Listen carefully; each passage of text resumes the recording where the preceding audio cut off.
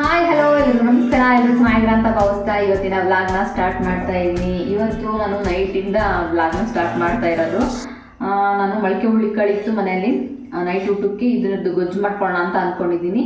ಹಾಗೆ ಈ ಗೊಜ್ಜನ್ನ ಹೇಗೆ ಮಾಡ್ತೀನಿ ಅಂತ ನಿಮ್ಮ ಜೊತೆ ಶೇರ್ ಮಾಡ್ಕೊಳ್ಳೋಣ ಅಂತೇಳಿ ವಿಡಿಯೋ ಸ್ಟಾರ್ಟ್ ಮಾಡ್ತಾ ಇದ್ದೀನಿ. ನೋಡಿ, ಇದನ್ನ ಮೊದಲೇ ತೊಳೆದು ನೀಟಾಗಿ ನೆನೆಸ್ಕೊಂಡು ಆಮೇಲೆ ಮೊಳಕೆ ಬರ್ಸ್ಕೊಂಡಿರೋದು. ಹುಳ್ಳಿಕಾಳು ತಿನ್ನೋದ್ರಿಂದ ತುಂಬಾ ಒಳ್ಳೆಯದು. ಹಾಗಾಗಿ ಇದ್ರದ್ದು ಗೊಜ್ಜು ಮಾಡ್ಕೊಳ್ತೀನಿ ನಾನು ಬೇಯಿಸಿ. ಎಷ್ಟು ಕಾಳಿದೆ ಇದಕ್ಕೆ ನಾನು ನೀರು ಹಾಕೊಂಡು ಬೇಯಿಸೋಣ. ಫಸ್ಟು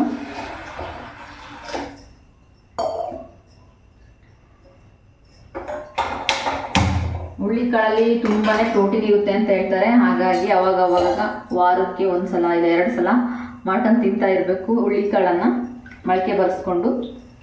ಹಾಗಾಗಿ ಇವತ್ತು ನಾನು ಗೊಜ್ಜು ಮಾಡ್ಕೊಳ್ತಾ ಇದ್ದೀನಿ. ಮೊನ್ನೆ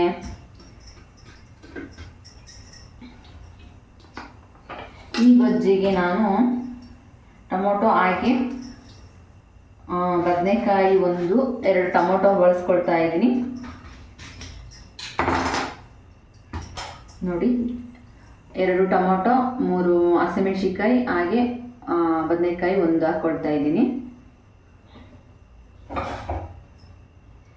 ಒಣಮೆಣ್ಸಿಕಾನು ಹಾಕೋಬೋದು ನೀವು ಬೇಕಿದ್ರೆ. ನಾನು ಹಸಿಮೆಣ್ಸಿಕಾಯಿ ಹಾಕ್ಕೊಳ್ತಾ ಇದ್ದೀನಿ. ಹಸಿಮೆಣ್ಸಿಕಾಯಿ ಗೊಜ್ಜು ತಿಂದು ತುಂಬ ದಿನ ಆಗಿತ್ತು, ಹಾಗಾಗಿ ಅದನ್ನೇ ಹಾಕ್ಕೊಳ್ತಾ ಇದ್ದೀನಿ. ಸ್ವಲ್ಪ ಬೇಯಿಸ್ಕೊಳ್ಳೋಣ. ಟೊಮೊಟೊ, ಬದನೆಕಾಯಿ, ಹಸಿಮೆಣ್ಸಿಕಾಯಿ, ಮೊಳಕೆ ಹುಳ್ಳಿಕಾಳನ್ನ ಚೆನ್ನಾಗಿ ಬೇಯಿಸ್ಕೊಳ್ತಾ ಇದ್ದೀನಿ.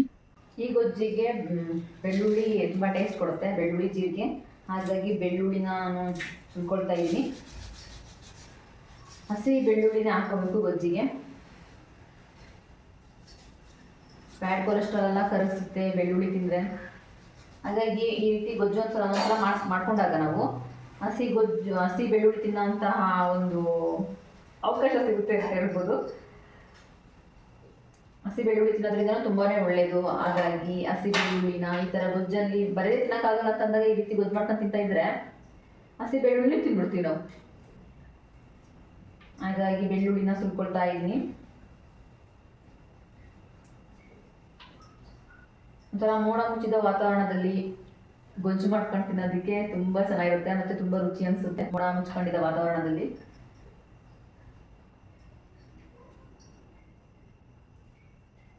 ಕಾಳುಗಳನ್ನು ಯಾವುದೇ ಕಾಳಾಗಲಿ ಮೊಳಕೆ ಬರೆಸ್ಕೊಂಡು ತಿನ್ನೋದ್ರಿಂದ ಅಷ್ಟೇ ಪೋಷಕಾಂಶ ಸಿಗುತ್ತೆ ಮತ್ತು ಅಷ್ಟೇ ರುಚಿಯಾಗಿರುತ್ತೆ. ಹಾಗಾಗಿ ಕಾಳುಗಳು ನಾನು ನೆನೆಸ್ಕೊಂಡಾಗ ನಾನು ಆದಷ್ಟು ಗೊಜ್ಜು ಮಾಡ್ಕೊತಾ ಇರ್ತೀನಿ ಯಾವಾಗಲೂ. ಗೊಜ್ಜು ಮಾಡ್ಕೊಳ್ಳೋದ್ರಿಂದ ಇನ್ನೊಂದೇನು ಬೆನಿಫಿಟ್ ಗೊತ್ತಾ? ಆಯಿಲ್ ಫ್ರೀ ಊಟ. ಆಯಿಲೇ ನಾವು ಬಳಸೋದಿಲ್ಲ ಗೊಜ್ಜಿಗೆ. ಹಾಗಾಗಿ ಗೊಜ್ಜುನ ಆವಾಗ ತಿನ್ನೋದಕ್ಕೆ ಟ್ರೈ ಮಾಡ್ತಿರ್ತೀನಿ ನಾನು. ನಮ್ಮ ಕಡೆ ಇಲ್ಲ, ಇಲ್ಲಿ ಜವಾರಿ ಬೆಳ್ಳುಳ್ಳಿ ಸಿಗುತ್ತೆ. ನನಗೆ ಹೈಬ್ರಿಡ್ ಬೆಳ್ಳುಳ್ಳಿ ಇಷ್ಟ ಆಗೋದಿಲ್ಲ, ಅದು ತುಂಬಾ ಒಂಥರ ಖಾರ ಅನಿಸುತ್ತೆ, ಅಷ್ಟಾಗಿ ಇಷ್ಟ ಆಗೋದಿಲ್ಲ. ಜವಾರಿ ಬೆಳ್ಳುಳ್ಳಿ ಇರುತ್ತಲ್ವಾ, ಅದಾದರೆ ಟೇಸ್ಟ್ ತುಂಬ ಚೆನ್ನಾಗಿರುತ್ತೆ ಗೊಜ್ಜಿಗೆ. ಹಾಗಾಗಿ ನಾನು ಜವಾರಿ ಬೆಳ್ಳುಳ್ಳಿನೇ ತಗೊತೀನಿ ಯಾವಾಗಲೂ. ಬೆಳ್ಳುಳ್ಳಿ ಬಿಡಿಸ್ಕೊಂಡೆ. ಈಗ ಜೀರಿಗೆ ಹಾಕೊಂಡ್ಬಿಡೋಣ.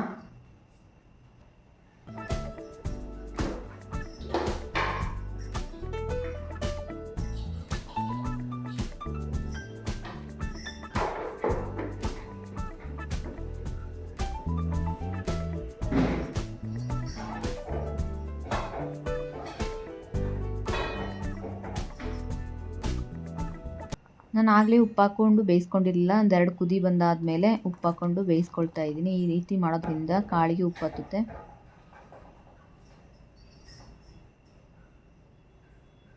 ಕಾಳು ಬೆಂದಿದೆ ಆಗಲೇ, ಇನ್ನೇನು ಗೊಜ್ಜು ಮಾಡ್ಕೊಳ್ಳೋದೆ.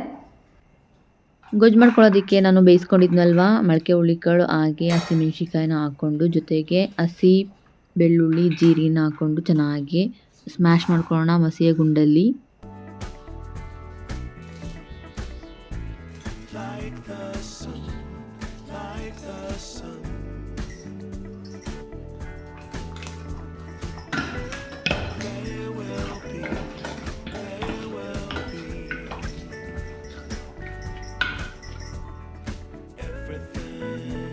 ಹಸಿಮೆಣ್ಸಿಕಾಯಿ, ಮೊಳಕೆ ಹುಳ್ಳಿಕಾಳು, ಬೆಳ್ಳುಳ್ಳಿ, ಜೀರಿಗೆನ ಚೆನ್ನಾಗಿ ಸ್ಮ್ಯಾಶ್ ಮಾಡಿದ್ದಾದಮೇಲೆ ಟೊಮೊಟೊ ಹಾಕ್ಕೊಳ್ತಾ ಇದ್ದೀನಿ. 2 ಟೊಮೊಟೊನ ಬೇಯಿಸ್ಕೊಂಡಿದ್ನಲ್ವ, ಆ ಟೊಮೊಟೊ ಹಾಕ್ಕೊಂಡು ಇನ್ನೂ ಚೆನ್ನಾಗಿ ಸ್ಮ್ಯಾಶ್ ಮಾಡಿಕೊಂಡು ನಂತರ ಬದನೆಕಾಯಿ ಬೇಯಿಸ್ಕೊಂಡಿದ್ವಲ್ಲ ಅದನ್ನು ಹಾಕ್ಕೊಂಡು ಇನ್ನೂ ಚೆನ್ನಾಗಿ ಸ್ಮ್ಯಾಶ್ ಮಾಡ್ಕೋಬೇಕಾಗುತ್ತೆ.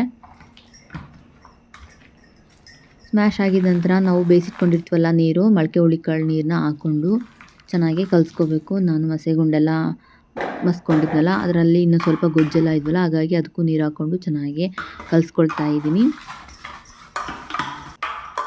ಗೊಜ್ಜು ಚೆನ್ನಾಗಿ ರೆಡಿಯಾಗಿದೆ. ಈಗ ಟೇಸ್ಟ್ ನೋಡೋಣ ಹೇಗಾಗಿದೆ ಅಂತ ಅಂದ್ಬಿಟ್ಟು. ಟೇಸ್ಟ್ ಮಾಡಿ ನೋಡಿದೆ, ತುಂಬಾ ಚೆನ್ನಾಗಾಗಿತ್ತು. ನಾವು ಉಪ್ಪು ಬೇಯಬೇಕಾದ್ರೆ ಹಾಕಿದ್ವಲ್ಲ, ಹಾಗಾಗಿ ಉಪ್ಪೆಲ್ಲ ನೀರು ಚೆನ್ನಾಗಿ ಇಳ್ದಿತ್ತಲ್ವ, ಆ ನೀರು ಹಾಕ್ಕೊಂಡಾಗ ಗೊಜ್ಜಿಗೆ ತುಂಬಾ ಚೆನ್ನಾಗಾಗಿತ್ತು.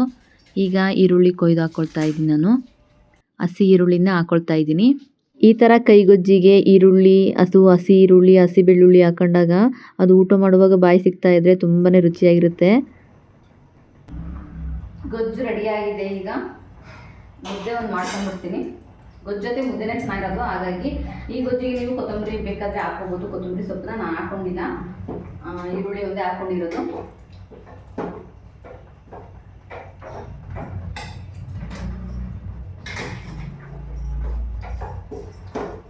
ಮುದ್ದೆನೂ ರೆಡಿಯಾಗಿದೆ. ಈಗ ಒಳ್ಳೆ ಊಟ ಇವತ್ತು ನನಗೆ.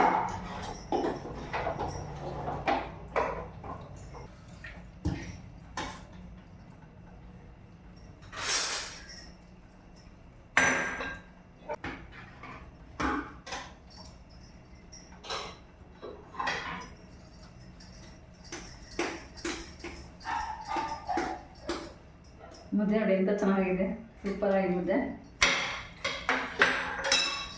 ಊಟಕ್ಕೆ ಅಡುಗೆ ರೆಡಿಯಾಗಿದೆ. ಈಗ ಊಟ ಮಾಡೋದೊಂದೇ ಬಾಕಿ. ಎಷ್ಟು ಚೆನ್ನಾಗಿ ಕಾಣ್ತಿದೆ ಅಲ್ವಾ?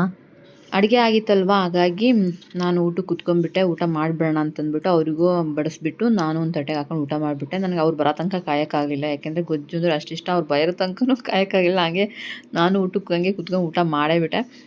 ಆಮೇಲೆ ಅವ್ರು ಬಂದು ಊಟ ಮಾಡ್ತಾರೆ ಅಂತ ಅಂದ್ಬಿಟ್ಟು ಅವ್ರಿಗೂ ಒಂದು ತಟ್ಟೆಗೆ ಹಾಕಿ ಬಡಿಸ್ದೆ. ಆಮೇಲೆ ಅವ್ರು ಬಂದರು ಊಟಕ್ಕೆ. ಆಮೇಲೆ ಕುತ್ಕೊಂಡು ಊಟ ಮಾಡಿದ್ರು. ಊಟ ಆಯಿತು. ನೋಡಿ ಎಷ್ಟು ಚೆನ್ನಾಗಿ ಕಾಣ್ತಾ ಇದೆಯಲ್ಲ, ಗೊಜ್ಜು, ಮುದ್ದೆ, ಹಾಗೆ ಮೊಳಕೆ ಹುಳಿಕಾಳು.